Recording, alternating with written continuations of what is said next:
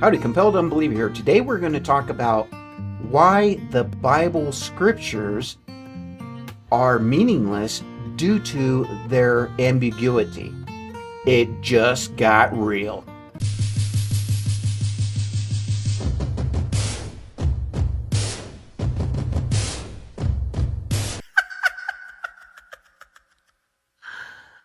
Oh, wow.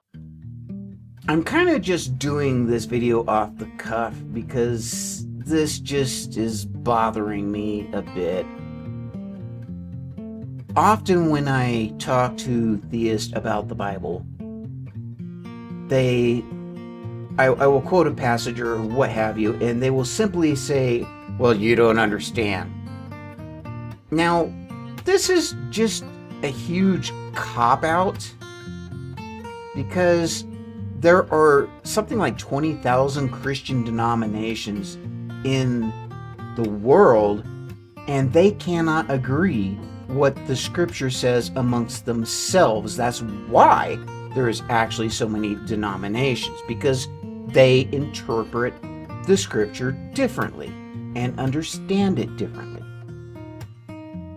So when they say, well, you just don't understand it, then they're pretty much asserting that they do. But my question is how do they know that they are right? That is one of the questions that led me to no longer believe in a God, was that how could you know?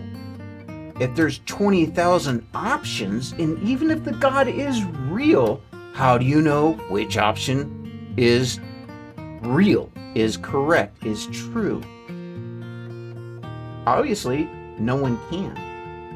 I often like to watch videos of Christian live streams where they talk about theology, because if there's 4 or 6 people there, even 2 sometimes, they cannot agree what the scripture means among themselves.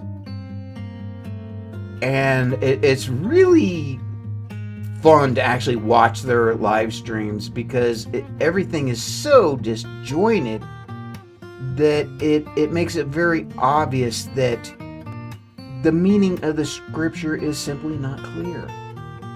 I quoted a Bible scripture to some fellows on a live stream recently. I was just in the chat, and it was, they were talking about evil and so forth, and so I cited the passage where God says that I create darkness, I create light, I create good, I create evil. Essentially, that's what it says, and they told me, well, that's not what it means, that you have to look into context. And I understand context completely. But when that is the excuse every single time they don't like a passage, it is only that, an excuse. They cannot justify the differences, the contradictions in the Bible. If Bible passages do not mean what they say, then they are meaningless.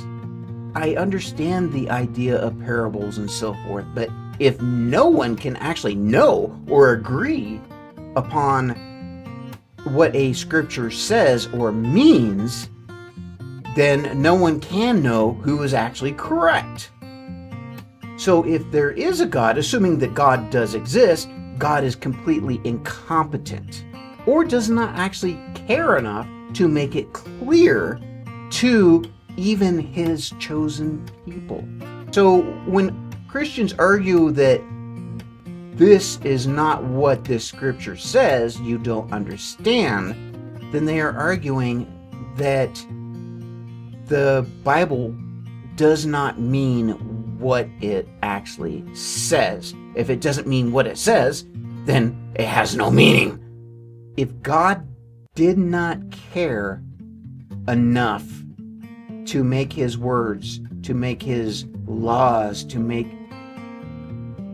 his morality completely known and clear, and our path to salvation completely clear, because Christians do completely disagree about that.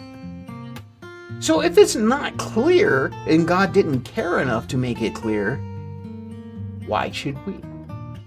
Being that that is the case, then the scriptures themselves have no meaning. This is Compelled Unbeliever. It's just a book.